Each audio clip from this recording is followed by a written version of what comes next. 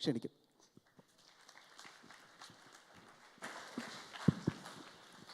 എല്ലാവർക്കും നല്ലൊരു നമസ്കാരം. വേദിയിലിരിക്കുന്ന ആദരണീയരായ വിശിഷ്ട വ്യക്തിത്വങ്ങളെ, എൻ്റെ പ്രിയപ്പെട്ട കുട്ടികളെ, ഒരു നിയോഗം പോലെയാണ് ഇന്നെനിക്ക് ഈ ചടങ്ങിലെ ഉദ്ഘാടന കർമ്മം നിർവഹിക്കാൻ ഒരവസരം കിട്ടിയത്. ഒരുപക്ഷെ മേയറുടെ താൽക്കാലികമായ അഭാവത്താൽ ഒന്ന് രണ്ട് വാക്കുകൾ ഞാൻ പറയാൻ ആഗ്രഹിക്കുകയാണ്. എന്തായാലും ജനൻ ടി വി ഇത്തരമൊരു പ്രോഗ്രാം തിരഞ്ഞെടുത്ത് എന്നെ ഇങ്ങോട്ട് എത്തിച്ചതിന് ഒരകമഴിഞ്ഞ നന്ദി ജനൻ ടി വിയോട് രേഖപ്പെടുത്തുകയാണ്. അതുപോലെ തന്നെ ഈ പ്രോഗ്രാം നമുക്കറിയാം, ഇപ്പോൾ ഇങ്ങനെയൊരു സാഹചര്യം ഉണ്ടാകാൻ, അല്ലെങ്കിൽ നമ്മളിൽ ആര് മുൻകൈയെടുക്കണമെന്ന് പറഞ്ഞിരിക്കുന്ന സമയത്താണ് ആഭ്യന്തരമന്ത്രി കേരള പോലീസിൻ്റെയും എക്സൈസിൻ്റെയും ജനങ്ങളുടെ പൂർണ്ണമായ പങ്കാളിത്തത്തോടുകൂടി ഇങ്ങനെയൊരു ഓപ്പറേഷൻ തൂഫാൻ, കാറ്റ് വിതച്ച് കൊടുങ്കാറ്റായി മാറുന്ന ഒരു പ്രോഗ്രാമായി ഇത് മാറിയിരിക്കുകയാണ്. ഇത് തുടക്കത്തിൽ ഒരു ഇളം തെന്നലായി ആരംഭിക്കുകയും ഇപ്പോൾ ഏകദേശം എല്ലാവരും ഏറ്റെടുത്ത്, ഞങ്ങളൊരിക്കലും പ്രതീക്ഷിച്ചിരുന്നില്ല ഇത്രയും ജനപങ്കാളിത്തത്തോടുകൂടി ഇത്രയൊരു വലിയ പ്രോഗ്രാമായിട്ട് ഇത് മാറുമെന്ന്. അതിൻ്റെ കാരണം ഒന്ന് തന്നെയാണ്. കാരണം ഇത് അത്രയധികം നമ്മുടെ സമൂഹത്തിൽ ഇന്ന് വേരൂന്നി കഴിഞ്ഞു, ഈ ലഹരിയുടെ ഉപയോഗം. ഞാനപ്പോൾ അത് പറയുമ്പോൾ ഇത് എന്താണ് ലഹരി, എങ്ങനെയാണ് ആ കാര്യങ്ങളൊക്കെ ഇവിടെ എക്സൈസ് ഡിപ്പാർട്ട്മെൻറ്റ് അവർ വിവരിക്കും. എന്നാലും നമ്മൾ ഇതിൻ്റെ ഒരു സാഹചര്യം നമ്മളോട് പറയാം.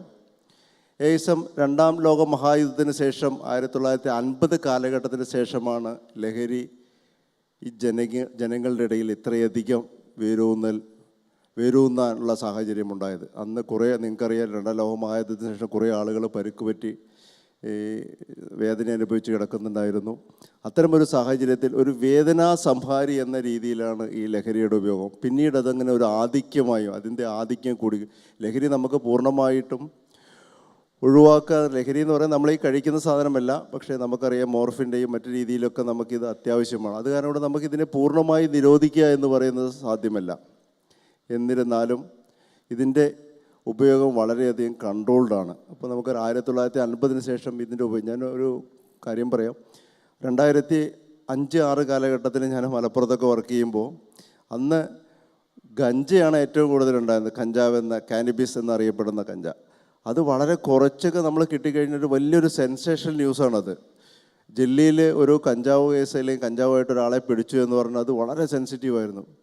പിന്നീട് കാലം മാറിയപ്പോൾ ഇന്ന് ഞങ്ങൾ സാധാരണഗതിയിൽ പോകുമ്പോൾ യുവാക്കളിൽ ഒട്ടുമുക്കാലും ആളുകളെ ഞങ്ങളൊന്ന് ചെക്ക് ചെയ്ത് നോക്കുന്ന സമയത്ത് ഒന്നുകിൽ കഞ്ചാവ് ഉണ്ടാവും, ഹാഷിഷ് ഉണ്ടാവും, MDMA ഉണ്ടാവും, ഒന്നുമില്ലെങ്കിൽ മറ്റേ സ്ലീപ്പിംഗ് പിൽസ് ഉൾപ്പെടെയുള്ള ഗുളികളുണ്ടാവും. പല രീതിയിലത് ഉപയോഗം മാറിക്കൊണ്ടിരിക്കുന്നു. ഇന്ന് വളരെയധികം ആധിക്യമാണ്. അത് കാരണം കൊണ്ട് തന്നെയാണ് സമൂഹം ഇത്തരത്തിൽ ഇതിനെ തിരഞ്ഞെടുത്തത്. ഒരു കാര്യം കൂടി പറയാം. നിങ്ങൾക്കറിയാം, പോലീസും എക്സൈസും ഒക്കെ ഇതിനെതിരെ ജോലി ചെയ്യുന്നത് NDPS ആക്ട് 1985 അതിൻ്റെ അടിസ്ഥാനത്തിലാണ്. നിങ്ങളൊന്ന് ഓർമ്മിപ്പിക്കട്ടെ, നമ്മുടെ ഇന്ത്യൻ ശിക്ഷാ നിയമത്തിൽ ക്യാപിറ്റൽ പനിഷ്മെൻറ്റ്, എന്താ ക്യാപിറ്റൽ പനിഷ്മെൻറ്റ്? ഏറ്റവും വലിയ ശിക്ഷ എന്ന് പറയുന്നത് മരണം വരെ തൂക്കിക്കൊല്ലുക എന്ന് പറയുന്നതാണ്. അത് എക്സെപ്ഷണൽ കേസിൽ മാത്രമാണ് അത് ചെയ്യുക. മറ്റുള്ള ആക്റ്റുകളിലൊന്നുമില്ലാത്ത അത്രയും കഠിനമായ ഒരു നിയമം NDPS ആക്ടിലുണ്ട്. 31A ഇല്ലേ സാറേ?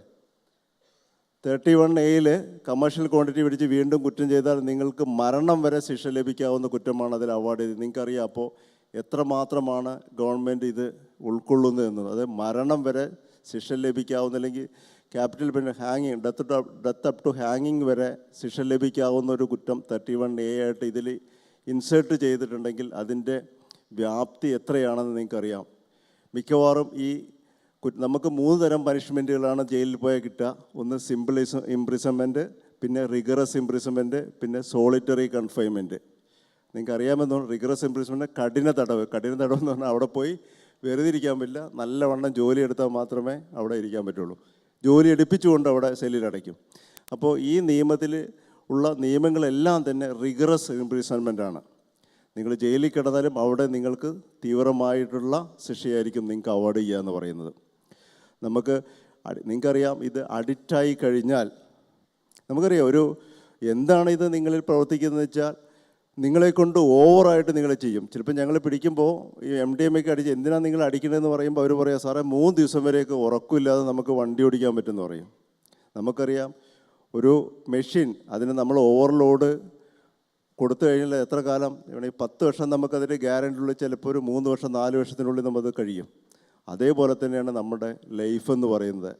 MDMAക്ക് അഡിക്റ്റായ ഏകദേശം 10 വർഷത്തോളം നമ്മുടെ ലൈഫ് ഷോർട്ട് ഔട്ട് ചെയ്യുമെന്നാണ് പറയുന്നത്. നിങ്ങളെല്ലാവരും ശ്രദ്ധിക്കുക. നിങ്ങളെല്ലാവരും ഡാർവിൻ്റെ എവല്യൂഷൻ തിയറി പഠിച്ചിട്ടുണ്ടാവും. പണ്ട് കാലത്തിൽ എന്താണ് പറഞ്ഞിരിക്കുന്നത്? ഫാസ്റ്റസ്റ്റ് വിൽ സർവൈവ് അല്ലേ? കുറച്ച് കഴിഞ്ഞപ്പോൾ പറഞ്ഞു സ്ട്രോങ്ങസ്റ്റ് വിൽ സർവൈവ് എന്നായി.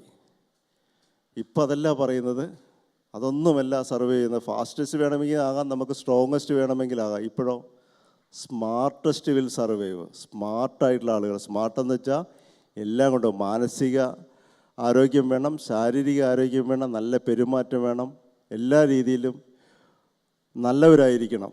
അതാണ് സ്മാർട്ടസ്റ്റ് വിൽ സർവൈവ്. ഇനിയുള്ള ലോകത്ത് നിങ്ങൾ ഓരോരുത്തരും സ്മാർട്ടസ്റ്റായിട്ട് മാറട്ടെ. എല്ലാവർക്കും ഇഷ്ടം ലോ ഒബീഡിയൻ്റായി നിയമത്തെ അനുസരിക്കുന്ന, നല്ല രീതിയിൽ പെരുമാറുന്ന, ഗുരുത്വമുള്ള, മാതാപിതാക്കളെ സ്നേഹിക്കുന്ന, സമൂഹത്തെ സ്നേഹിക്കുന്ന കുട്ടികളായി കാണാനാണ്, വളരാനാണ് നിങ്ങളുടെ പാരൻസ് ആയാലും സമൂഹവും എല്ലാം ആഗ്രഹിക്കുന്നത്.